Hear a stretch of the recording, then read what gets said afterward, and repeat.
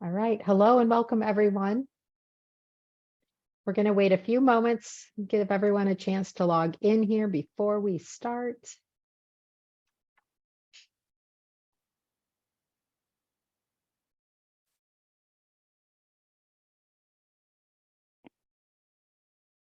All right. Thank you for joining us for this month's CSuite Sneak Peek, hosted by Foundant Technologies.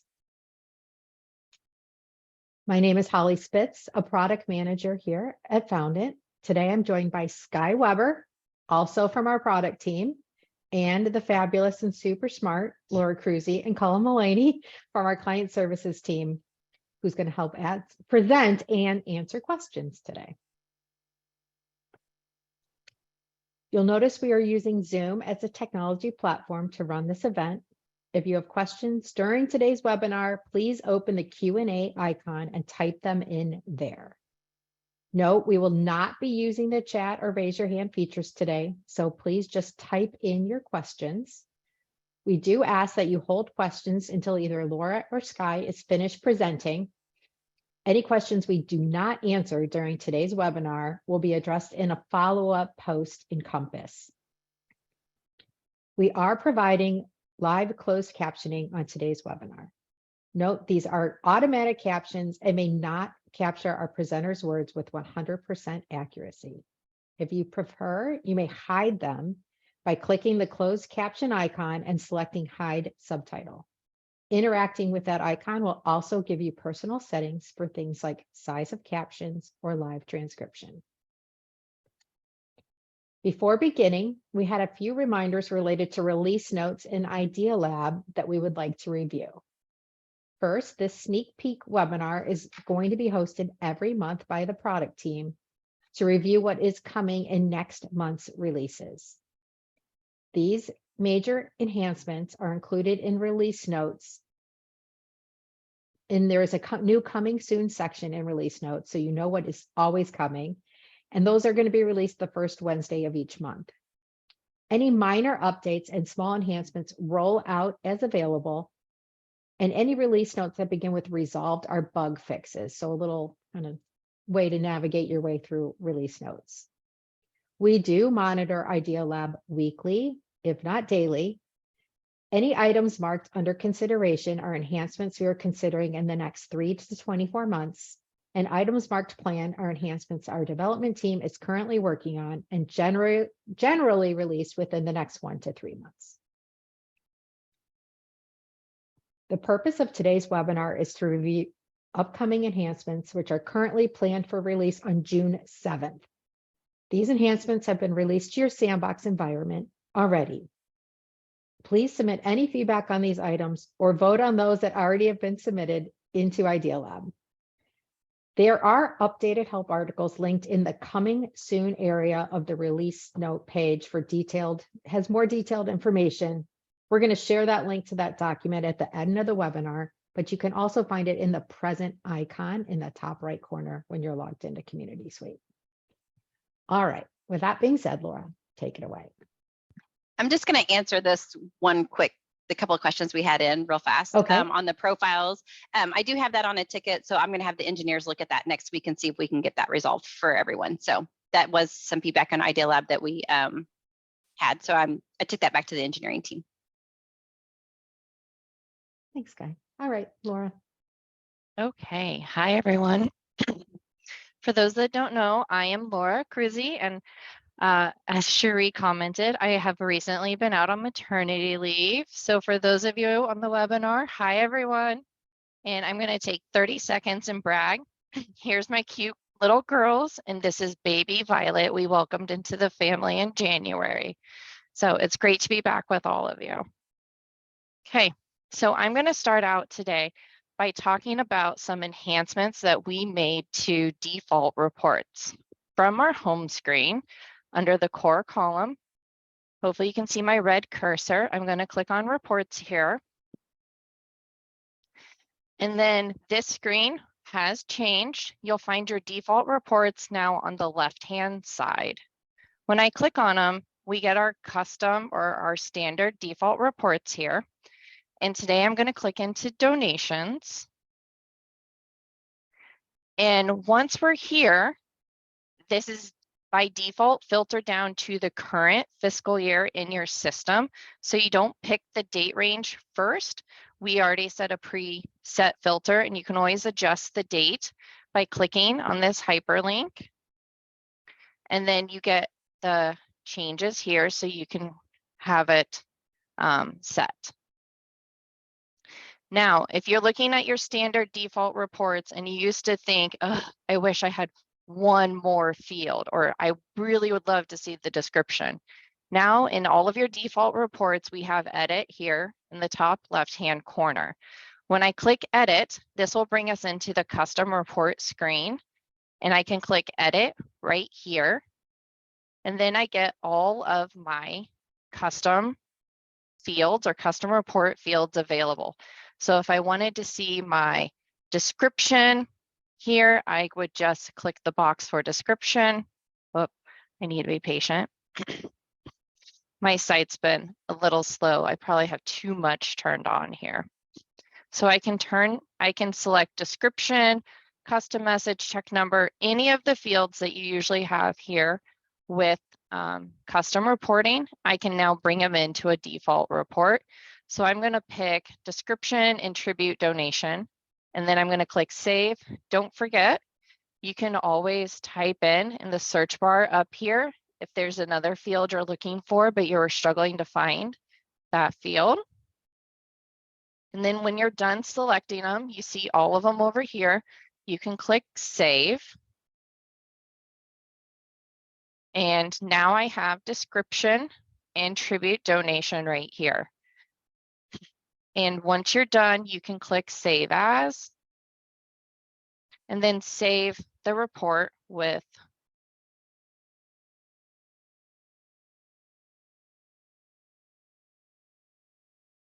right there. And in reports, we also have categories. So I can assign it to a category here. I can leave it uncategorized, or I can share, and then I can have my description, and then I can save.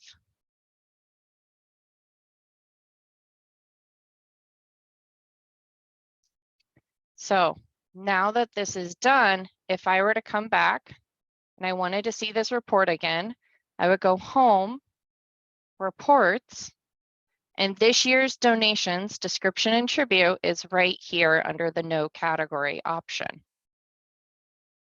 So you can get into all of your default reports, and they can all be edited to bring in additional fields. And then once you save them, they show up under a custom report. Under custom reports, we now have the ability to create categories. Under these categories, if I click on it, it allows me to say create.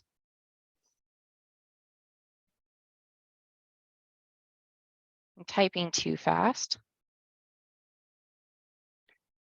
And this would allow you to help organize all of your custom reports here within the system. So I have 4 categories: donation, grant, my favorites, and scholarship.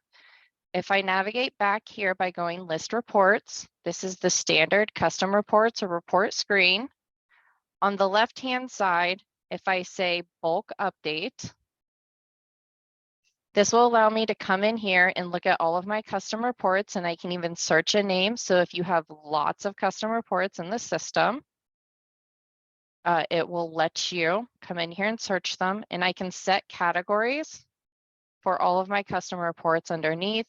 So if I wanted my log activity to be my favorite, set my scholarship here to help you organize and clean up the reports and put them into different buckets.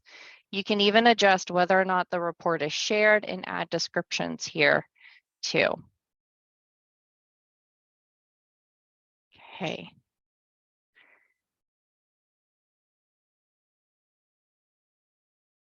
All right.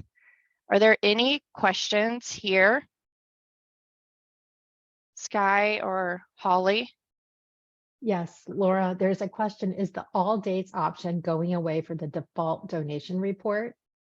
And it does default to this year's current fiscal year, but if you remove that filter, I believe we'd get all the dates. Yes, ma'am. So if I click here, so let me pause, go back to home, reports, and then I'm going to click on default reports and then just simply click on donations again. It is defaulted to current fiscal year to help with responsiveness and performance when you come into this screen. And then I'm going to click the X here. And then it goes to all, and it shows all of the donations that are in your site. Yes. There is another comment. The donation report no longer shows the total amounts. That is correct. You would have to come in here and simply click edit. And then once I'm in custom reports, when I go to donation amount, I can click the total column here, and then the total would be back on the report. Yeah. It was just a switch from the default into custom. So now that I have the total there, I can save this as donation with total, or I would be able to put in subtotals, whether it's by fund or something else. Okay. Okay. Any And others? can we show the donation amount after credit card fees? So I'm not sure about that one, but we'll get back to you on that. It could be a field. I don't believe so. At this time, I don't believe it's an option. Okay. If we can, And then we'll get back from to this Yeah. report, you could start to subtotal and stuff with your donors' names. If Yep. you added some of those additional fields, you could kind of figure out from this report then how you wanted to aggregate your information. you know, as Yeah, an example, you want to show them how to group by, Laura. Okay, so here I am going to group by my donations by the fund name. So I'm going to click on fund name here under my current fields. And then I am going to put a total here. If I wanted to see the fund names at the top, I could say group by. So then here I've grouped it by my funds. And then I'm going to come into donation amount and add my totals there. And now I have subtotals by fund here. And you can do these subtotals anytime you have a group by set. And I did it on fund name. So you'd be able to do that within here. Can I show the, and I'm going to save as. So then I can save it as a new name, or I can even come back here and simply click save, and it saves this report right here. So these are two newer options within custom reports too.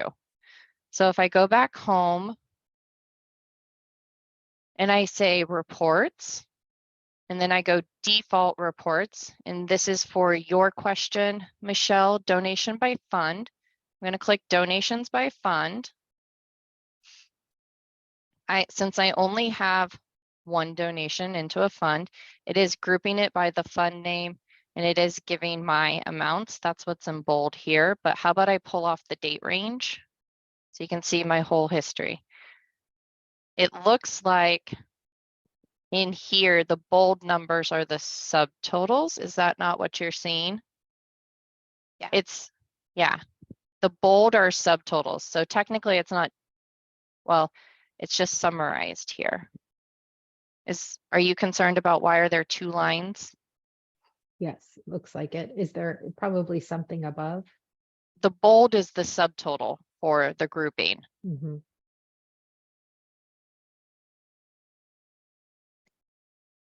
Okay. So Any for each other? column, it's subtotaling. Yep, then, it's, mhm. we have the donation amount, we have external, internal, and then the count. And you can get these summaries too from other custom reports if you need more detail, or we can always come in here and edit. Okay. All right. The other thing I wanted to show here, oh, Holly, there are more questions that you want to answer before I keep talking about more in custom reports? Keep moving. Okay. So I am actually going to switch sites real quick because my site doesn't have this. In custom reports, And let me zoom in. We can thank Mr. Geary for his wonderful test site. So if I again come in here to home reports, I do want to point out, if I scroll down to the bottom, whoops, there are these reports that say no category. And then you see some that say convert. What these reports are from the donations or grants area where you had saved a filtered report. You're now able to convert those filtered reports into custom reports. So I'm going to come in here and I'm going to click convert. And it then brings that filtered report in to this donation report right here. And then I can save it as a new custom report and keep adjusting my filters here. We didn't want you to lose those filters, so they have a new area here in the system for you to look at them. And don't forget, now, even though it's in default reports or a custom report, we do still have these bulk actions. So in donations, it's post all review tax receipts. So it could give you some additional capabilities and flexibility there. So I'm going to save as donation report.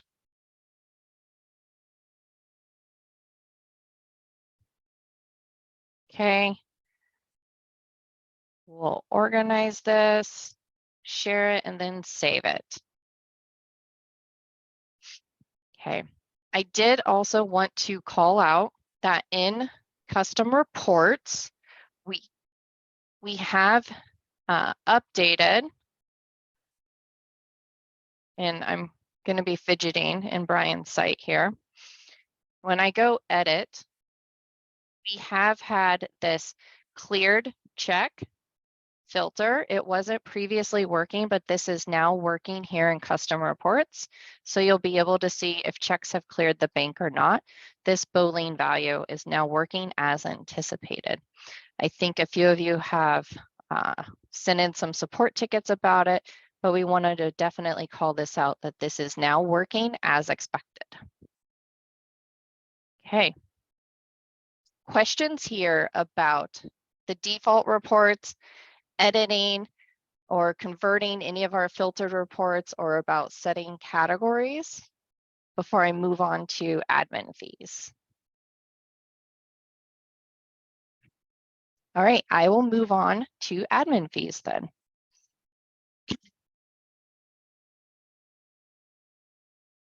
Are the filtered reports still available if you convert? Lynn, do you mean if they are still, like if I come in here and go reports and still filter them or load them as filtered reports? I can still filter in here by them. We just wanted to also give you the option to change them over to custom in addition. So enhance the functionality that you received. But yes, you should still be able to load your filters. Yep, we're not trying to take anything away. We're trying to give you more. And then here, categories. I don't know that we can limit the categories to just a user. Sky? Not currently. So it might be a great thing for Idea Lab if people want to vote on that. If that's some, additional kind of filtering or kind of permissions that they want out there, then yeah, let us know in that way. Okay. So I do want to keep an eye to time. We have a lot of great things to cover here. I'm going to go back to my home screen and we're going to go into admin fees. We have some great things in admin fees. Under admin fee, on the left-hand side, we now have create manual. This previously only existed on the fund level. So now when I also create manual, you can pick the fund that will be charged the fee. So this will be my community grants fund, my post date. I can put in a description here. I'm going to make it my April fee. And then I get to pick the receiving fund. I'm still going to have this go to my operating fund. You can choose to set an expense and revenue account here, but if you leave them blank, it will use the defaults that are already set up. This is only if you want to have it go to different accounts. And then I'm going to put in my manual admin fee. This is a flat amount here and say create. Once this is done, you'll see that I paused it and now I can go ahead and post this. I can add a note, attach a file. So you get more robust options here when it comes to adding some additional information and documentation around it. So the other great things, let me post some other good things here in admin fees. If I go back home and I click admin fee under accounting, left-hand side, I'm going to go to fund fee types. And I'm going to click into my spot percent admin fee here, 1100. Within this area, I am going to say edit here. And we have a new option to say maximum yearly fee. So if you don't want your funds to be charged an unlimited amount in admin fees, this is where you can put a cap on how much they would be charged. So in this fee, my spot percent, I said I want them charged at least $1,000, but not to exceed 5,500. So this is new here, and we wanted to make sure you're aware of that. This what came from Idea Lab. And then also, when you are setting up new admin fees, right here under funds, we now have this wonderful checkbox by each of your fund groups. So I can bulk add this admin fee to all of the funds within a fund group, or I can add it to every single fund here. Long gone are the days of clicking one by one here. So we are pretty excited about the bulk add of the admin fees within the admin fee type. And then we're pretty excited here about the maximum yearly fee as well too. So I'm going to click update. And I know often we get the question of, but I don't want to charge an admin fee until the fund has been open for at least 60 or 90 days, or they've been with us for at least a year. So if I go from my home screen and I go to funds, which is under the accounting core column, and I'm going to say list open, and we're going to come in here to the Burns Family Fund. When I scroll down to the admin fee area, you'll see right here at the very top, it says admin fee start date. This is a new field where when I click edit, I can come in here and I can set the date when I want admin fees to start to be charged to this fund. So if I wanted to wait until August 31st of 2023, I can wait, and then admin fees won't be charged until that date happens. We know that this was an Idea Lab, so we heard you, and we wanted to make sure that you all saw that this was here in case you needed to go make some updates to your funds. And that will also be based on the posting date of the admin fees. So not Thank you. the date that you're, yeah. And currently there's not one for the spending policy start date. So correct. So I am going to go save. And then here I did want to show when I go home and I set up a custom report under reports. And it's an activity log. So we do under create reports, we have a log where we can see all of the changes. If I come in here and I refresh, yes, you can see where the max admin fee was changed, and I can see where that was established right here, so that you can determine who's made that change on the admin fee type. So you'll be able to see that there. Okay, any other questions here about default reports, custom reports or any of these admin fee changes? All right, if not, I will turn this over to Sky then. Okay, let me share my screen here.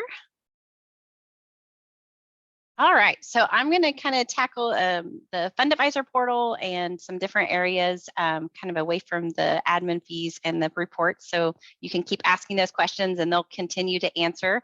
But I'm going to go ahead and shift gears into our Fund Advisor. We've made some updates into the portal area. Let me maybe make this just a hair bigger. All right, so from my home menu, I'm going to jump into the Fund Advisor menu under Nonprofit. I'm going to go ahead and kind of cover all of the content areas that we've added, and then we'll show them out in the Fund Advisor portal too. So here under Content area, we've added a new advisor request confirm email body. So if you want to complete this and you turned on the setting, and I'll show you the setting here in just a moment, you can create a email that would go out to your fund advisor after they've sent in a grant request. And this would just confirm that they have submitted a grant request. We do have a for each request in here, so you can kind of loop that email because we do have a new cart kind of option that was, again, from Idea Lab, as where the fund advisor could submit several grants at one time. So I'll demo that here in just a moment, but just know that there is kind of this loop. I just did kind of a generic email, but again, if you don't complete this email, it won't be sent in that content area. And it is a setting that you can turn on, and it would be for all of your fund advisors. So it's not a fund advisor per fund advisor level. We also added some content areas for each of your tabs. So if you want to add some different language on each of your tabs, you'll have that ability. I just added a couple to my grant requests and then also to my distribution tab. So I just added a little bit of color and a little bit of a saying, and I'll show that out on the Fund Advisor portal. So just wanted to give you a heads up that those tabs will be releasing in the June release. So here under settings, so again, I'm still in my Fund Advisor menu. And if I come down to the bottom, this is where I can turn on that confirmation email for my fund advisors, and then also the kind of that cart concept that we're getting ready to look at. So these are your two new setting options. And then the tabs are not behind a setting. Those are just if you want to complete those. All right, let's log in as Daniel Walker here. So I'm just selecting a fund advisor and going to log in as. All right, I'm going to jump over to my distributions. This is where you can see I've added just a little bit of language. So again, I just added a little quote, but that cart information is going to be here under this request distribution. So again, this is that additional content area that I added. So for the fund advisor, this is all going to be the same. So I can select my grantee and put in my description and the amount, and then go ahead and add this to my grant request. So that's going to be a little bit different language, and now you're going to see this grant request up here. I can also use under distributions, if your fund advisor is used to using the copy feature, I can select copy, and it's going to bring up my description field for me.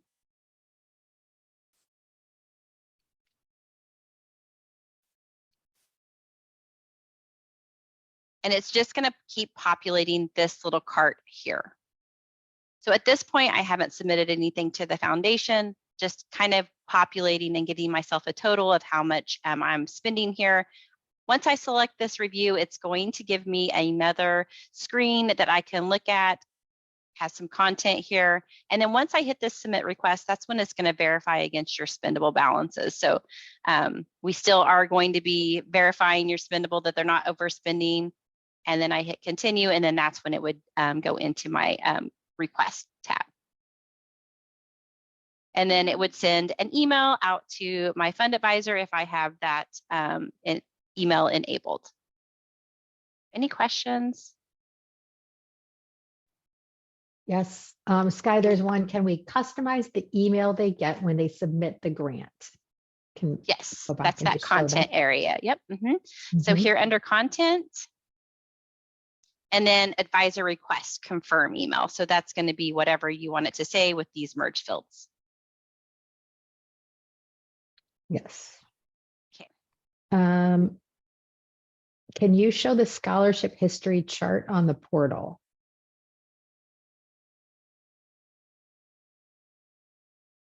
The scholarship history Chart, I believe, right? is it It this? shows.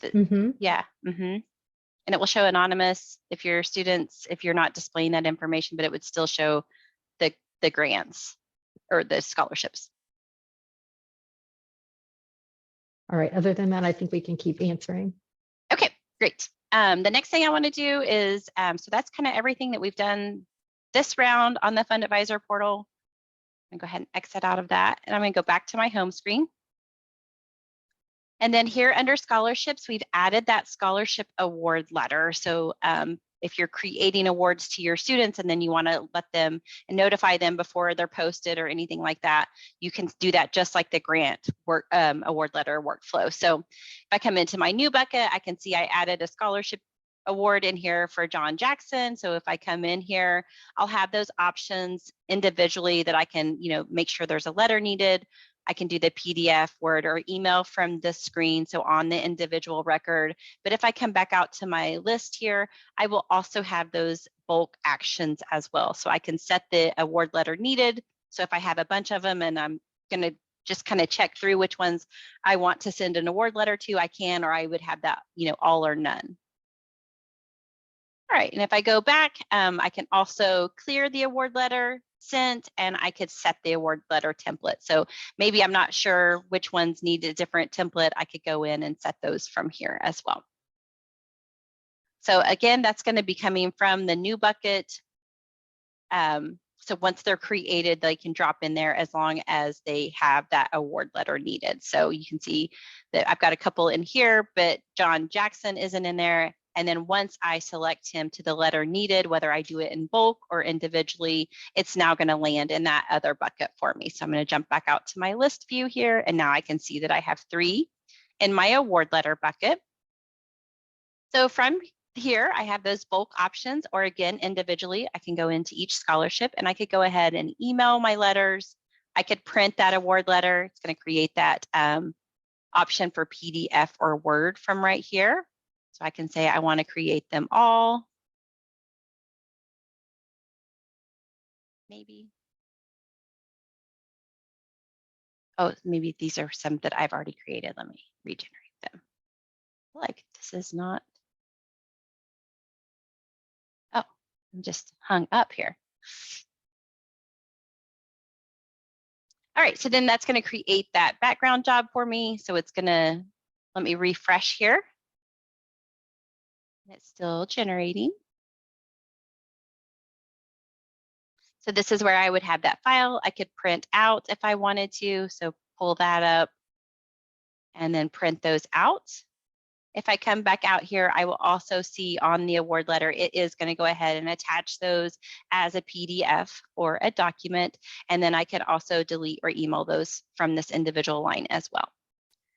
Once I've printed them, you will also see this regenerate. So if I need to regenerate it from here, I will also have that capability. So any questions on the scholarship award letter?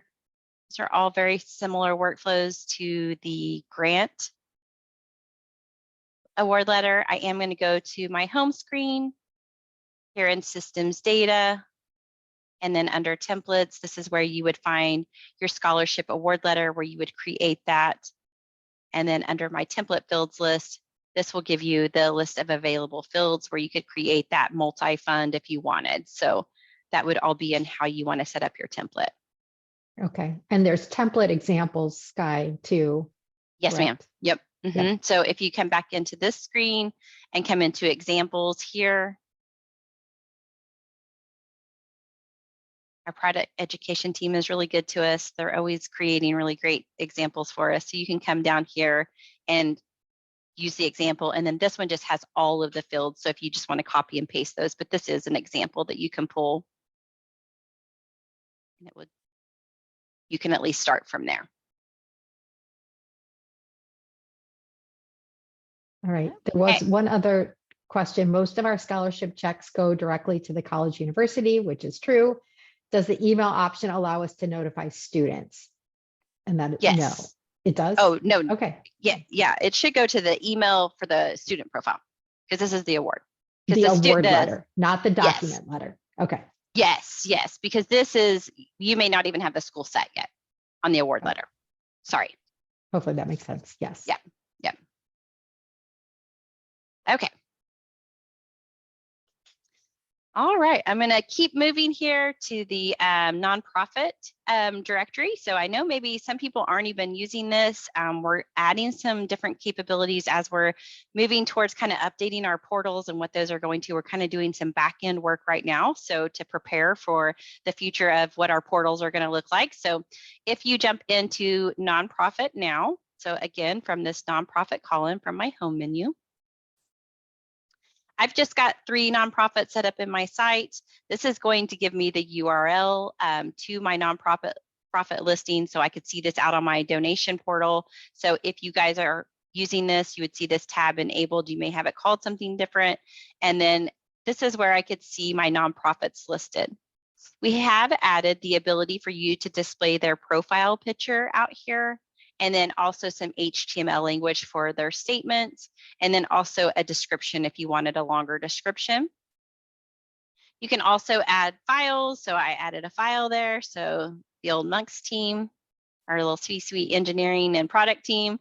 And then, so that kind of gives you an overview. I can also look at my categories here, and then that's going to give us the statement and the image view. So if you want to see that description build, it's going to be when I'm actually looking at that particular nonprofit. So a little bit different ways you can view the nonprofit area. But I want to go into my nonprofit. So this is my portal. So I'm going to jump back into my nonprofit area. So again, just from my list, this is my main profile ID, and I'm here under my designation called nonprofit. So if I was under this profile, I could select my designation into my nonprofit would be another way for me to get there. Here under the Details tab, I'm going to go ahead and select Edit. I have some new options. So this is allowing me to have the statement display in HTML. So you can see I've turned that on for my statement, but on my description, I have not turned that on. So my description is just going to be just my regular type here, but I could turn that on from here. And then down here is if I want to show the profile image on the directory. So that would be, again, displaying it out on that public community portal here. This description area, you can see it has the ability to have up to 30,000 characters. And then up here in the statement is just 2,500 characters. So, all right. And so I'm just going to go ahead and save that. So those are kind of the additional fields. And then I have the ability to add some files and then share this. This share is going to go out to the directory. All right, so any profit questions? There was a question, is there a bulk import option for the nonprofit directory listing? Not currently, I don't believe. Colin, can you import nonprofit designations into the profile? You could set them that way, but you wouldn't be able to. Go ahead, Laura. There's a convert to nonprofit through profile types. Yeah. Profile types. So I think you would have to do it through profiles. Yeah, you'd have report. to assign it to a profile type, and then you can bulk convert them. Yeah. But not necessarily an import from here, like our traditional imports. No. It might be one of the checkboxes on the profile import. Is grantee, is student, is nonprofit. I'll check right now. But I knew but that still wouldn't get you that convert. You would still need to set the profile type, right? Yeah, you still have to set the profile type and then convert, because we're assuming that these profiles already exist in the system. Yeah, but if they did exist, you could update from that names field. Maybe is that what you're saying, Colin, with the import, and then it would make these designations? So the profile bulk import does have a is nonprofit where you could mark it as nonprofit. So if these profiles do not exist, and you need to create them. So that would make it a nonprofit in CSuite if you needed to create them new. That's the profile bulk import. I'm checking on the bulk update option. Okay. And Sarah, what a lot of foundations will use this for is maybe for their donors to be able to come out here and see what nonprofits they're supporting or working with. Kind of gives them a listing of what they do in the community.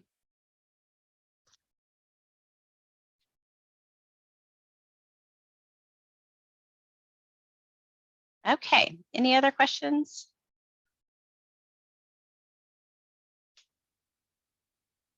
All right, we're getting near the end here. This update is already out in your system. This was an Idea Lab request.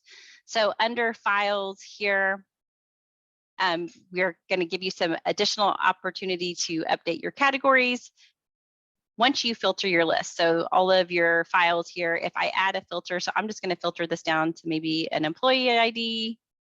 Let me do a checkbox here and apply a filter. This is going to give me the ability to update my categories to my files. So I would be able to say, you know what, when I brought these in during migration or something, and I had them all as fund agreements, but now I want all of them to be 2023 fund agreements. And I could go through and filter these maybe by different descriptions or something like that. But this would help you kind of clean up how your files are being sorted, or maybe maybe these are all of your 2023 files, and you're wanting to then use your file retention and be able to delete these at year end once 7 years is up. So you could update the categories. So I could select categories. Oops, let me go back here. So I could select my category from here and then update that for those files.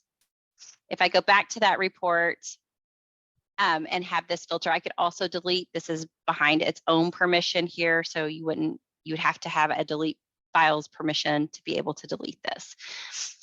So I could go ahead and select these all to be deleted. We have kind of limited to, it's not going to delete any of your fund statements or tax receipts, things like that. So some of those documents that you don't want deleted, those aren't accidentally going to those would filter out before you deleted them. Another thing we did in this file update is limited the ability for people to see attachments to journal entries. So if you did not have the ability to see journal entries, you will no longer be able to see files attached to a journal entry. So there was kind of a security issue there. So we did update that too. So I just wanted to point that out with this update as well. And then again, this is under your file permissions, the bulk delete here or bulk update categories. So you'll just want to make sure that you give the correct permissions to the people in your staff, because it will just be set to the admin permission when this is out there now. I mean, it is live, sorry. Okay. Another thing we did is as you log out, so I'm going to log out here, and if I put in my wrong username and password and hit log in, it's going to tell me that I have an invalid password, and then it's going to ask me if I would like to use this forgot password. So once a user puts in a wrong password, this will show up. So again, trying to make it a little more secure. So until you put in the wrong password, you won't see this.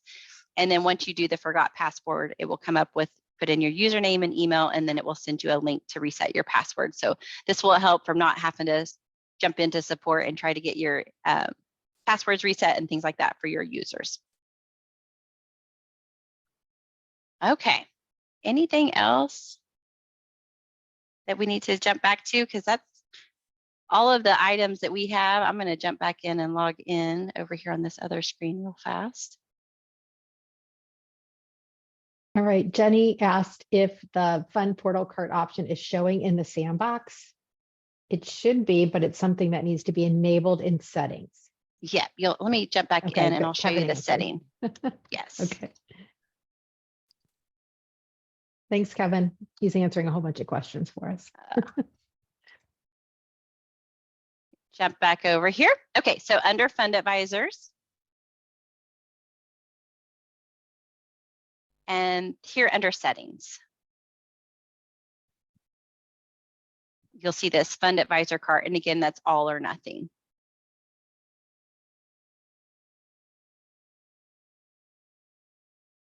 Okay, any other questions? All right. One other question about, are there plans to work on profile merges to include more fields?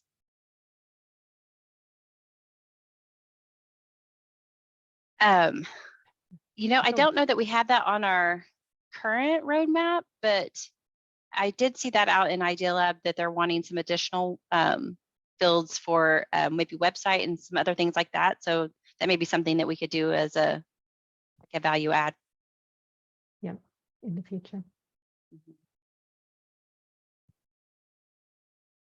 I think, and then another question about ideas on the roadmap. So I think if you look in Idea Lab now, if you see anything marked as under consideration, that's really on our roadmap. We're thinking about it. And then planned means it's coming soon. And then someone just asked, can you please show us where to edit the content blocks? Sure. Let me just jump back in here. So the content blocks for the fund advisors. So I'm going to go back into fund advisors. And then on the left-hand side, content. And then this would be all of the tab headers is what you're going to be looking for. So those were the fields that I showed, just kind of the quotes across the top. So I did my grant request tab header, and then I also did my grant tab header. So those were the only two that I completed that we're showing out there. So they're just, yes. Sky, I was just going to say, we don't see merge fields under the headers. So that's an open content block with no fields we can merge in, right? Right. Mm-hmm.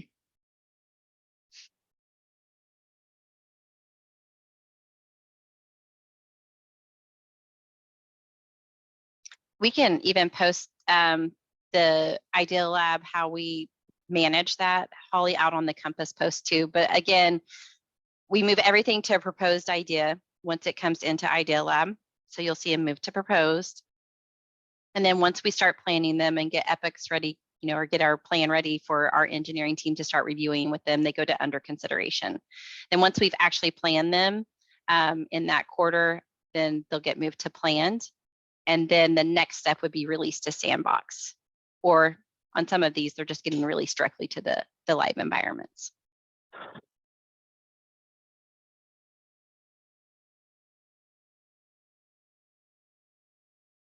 All right. Well, hopefully. Oh, someone asked Laura, can you say that one more time about the merge fields in the content area? I want to differentiate. This wasn't, I wasn't talking about content, but it lives under content. I was talking specifically about where it says header. Fund advisor contribution tab header, fund advisor files tab header. Those and she's talking about these merge fields that are fields that would populate. So those merge tags are not coming into your headers. This is just a place for you to put in content for your fund advisors. So again, like our emails, it's going to populate the grantee name or description based on these tags. Correct. So the headers are just, they have to be universal messages. It cannot be to one advisor. It can't be custom to just a single advisor. And David, yes, the household profiles, those are going to be on the relationship tab. Those will be moved to the top. So I accidentally marked them as implemented. Those should be coming in the next week or so. So it will be implemented. I accidentally marked it. And then rather than switch it again, that work's gonna be done here shortly. So I apologize for that.